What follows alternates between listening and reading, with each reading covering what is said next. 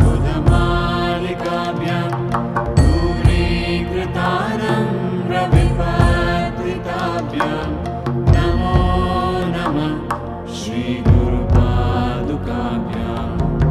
नताययो श्रीपतितां समीयो कदाचिदप्याशु दरिद्रवर्या मूकाश्च वाचस्पतितां हिताभ्यां नमो नमः श्रीगुरुपादुकाभ्यां कालीकनिकाशपदाहृदाभ्यां नानाविमोहादिनिवारिकाभ्यां नमः जनाभीष्टगतिप्रदाभ्यां नमो नमः श्रीगुरुपादुकाभ्यां कृपालिमौलिरजरत्नकान्ति सरिद्विराजशकन्यकाभ्यां नृपत्पदाभ्यां नतलोकपङ्क्तेः नमो नमः श्रीगुरुपादुकाभ्यां पापान्धकारार्कपरम्पराभ्यां तापत्रयाहीन्द्रखगेश्वराभ्यां जाड्याद्रिसंशोषणवाणवाभ्यां नमो नमः श्रीगुरुपादुकाभ्यां शमादिषड्गप्रदवैभवाभ्यां समाधिदानव्रतदीक्षिताभ्यां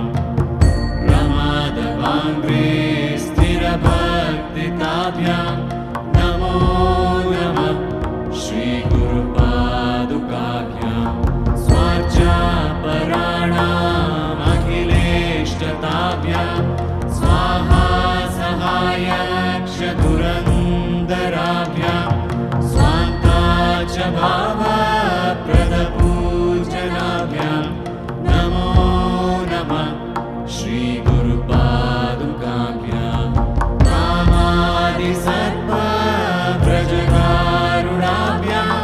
विवेकवैराग्यनिधिप्रदाभ्यां बोधप्रदाभ्यां धृतमोक्षताभ्यां नमो नमः श्रीगुरुपादुकाभ्यां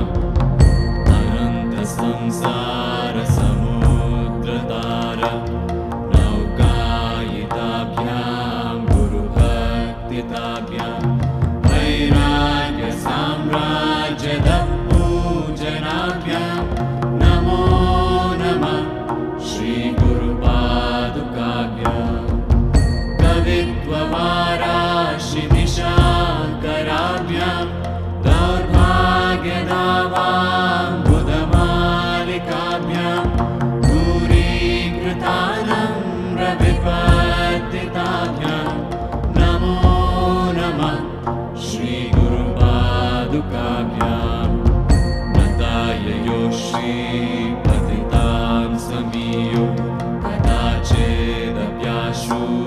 दरिद्रवर्या मूकाश्च वाचस्पतितां हिताभ्यां नमो नमः श्रीगुरुपादुकाभ्यां कालीकनिकाशपदाहृदाभ्यां नानाविमोहादिनिवारिकाभ्यां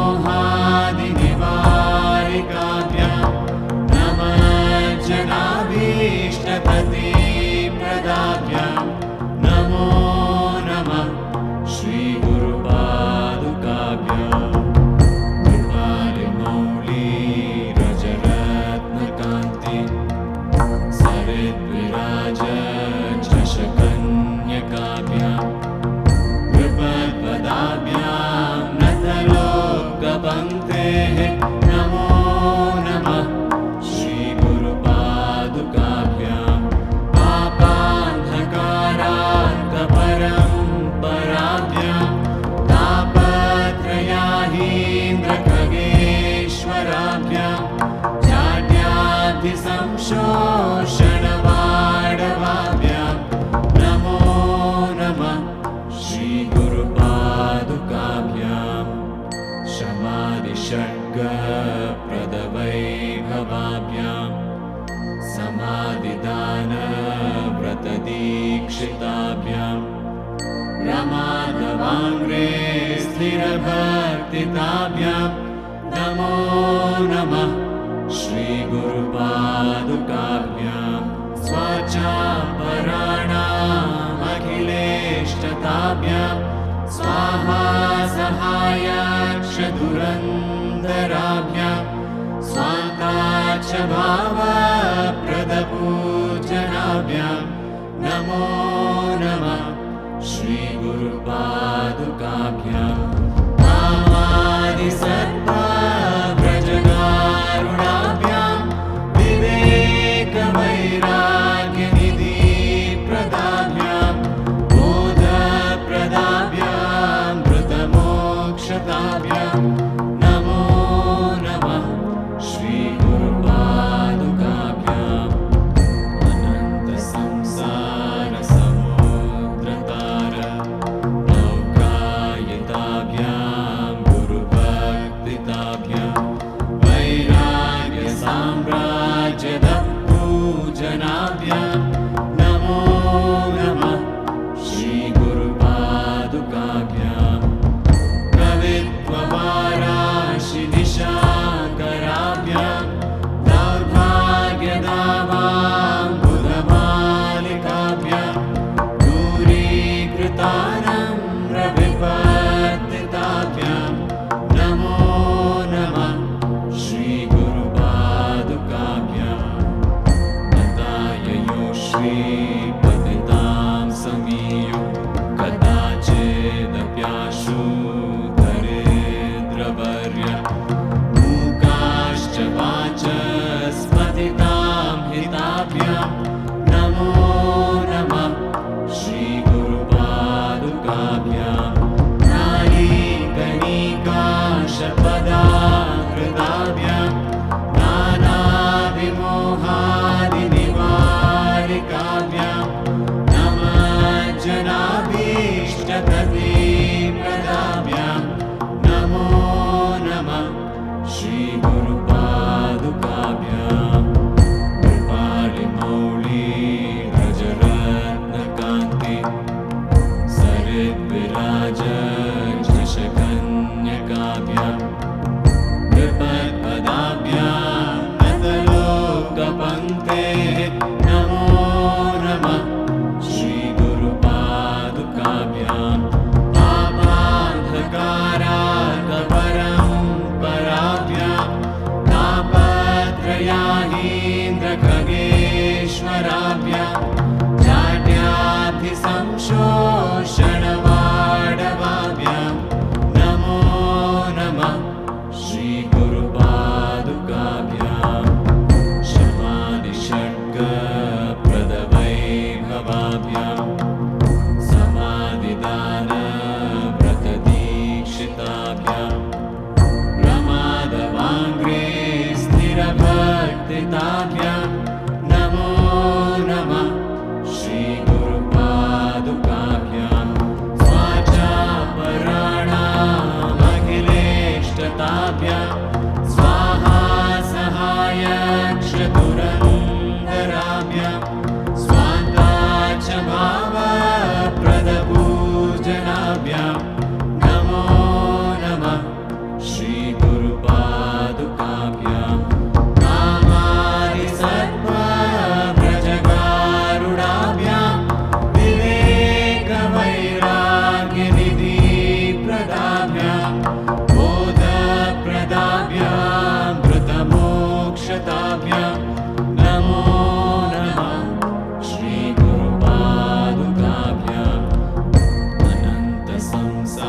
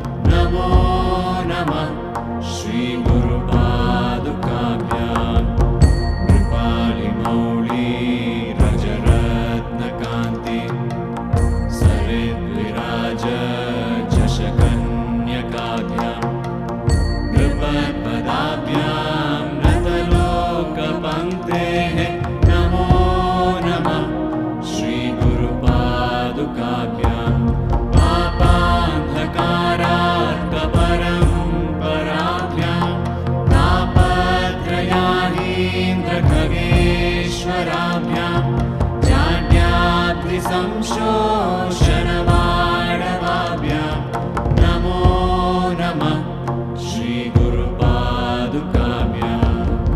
शमादिषड्गप्रदवैभवाभ्यां समाधिदानव्रतदीक्षिताभ्यां प्रमादवाङ्घ्रे स्थिरभक्तिताभ्यां नमो नमः श्रीगुरुपादुकाभ्यां स्वार्चापराणामखिलेष्टताभ्यां स्वाहा सहायक्षधुरन्धराभ्यां स्वान्ता च भावप्रदपूजनाभ्यां नमो नमः श्रीगुरुपादुकाभ्यां कामादिसर्पव्रजकारुणाभ्यां विवेकवैराग्यनिधिप्रदाभ्यां बोधप्रदाभ्यां धृतमोक्षताभ्यां नमो नमः श्रीगुरुपादुकाभ्याम् अनन्तसंसारसमुद्रतार नौकायिताभ्यां गुरुभक्तिताभ्यां वैराग्यसाम्राज्यदत्पूजनाभ्यां नमो नमः श्रीगुरुपादुकाभ्यां कवित्ववाराशिदिशाङ्कराभ्यां दौर्भाग्यदावाम्बुधमालिकाभ्यां दूरीकृतानम्रविपत्तिताभ्यां नमो नमः श्रीगुरुपादुकाभ्यां नताययो श्रीपतितां समीयो कदाचिदप्याशु दरिद्रवर्य मूकाश्च वाचस्पतितां हिताभ्यां नमो नमः श्रीगुरुपादुकाभ्यां नालीकनिकाशपदाहृदाभ्यां नानाविमोहादिनिवारिकाभ्यां नमः जनाभीष्टप्रदाभ्यां नमो नमः श्रीगुरुपादुकाभ्यां कृपालिमौलिरजरत्नकान्ति सरिद्विराजचषकन्यकाभ्यां कृपद्पदाभ्यां नतलोकपङ्क्तेः नमो नमः श्रीगुरुपादुकाभ्यां पापान्धकारार्कपरम्पराभ्यां तापत्रयाहीन्द्रखगेश्वराभ्यां जाड्याब्धिसंशोषणवाडवाभ्यां नमो नमः श्रीगुरुपादुकाभ्यां शमादिषड्गप्रदवैभवाभ्यां समाधिदानव्रतदीक्षिताभ्यां प्रमादवाङ्घ्रे स्थिरभक्तिताभ्यां नमो नमः श्रीगुरुपादुकाभ्यां स्वार्चापराणामखिलेष्टताभ्यां स्वाहा सहायक्षधुरन्धराभ्यां स्वान्ता च भावप्रदपूजनाभ्यां नमो नमः श्रीगुरुपादुकाभ्यां कामादिसर्पव्रजकारुणाभ्यां विवेकवैराग्यनिधिप्रदाभ्यां बोधप्रदाभ्यां धृतमोक्षताभ्यां नमो नमः श्रीगुरुपादुकाभ्याम् अनन्तसंसारसमुद्रतार नौकायिताभ्यां गुरुभक्तिताभ्यां वैराग्यसाम्राज्यदत्पूजनाभ्यां नमो नमः श्रीगुरुपादुकाभ्यां कवित्ववारा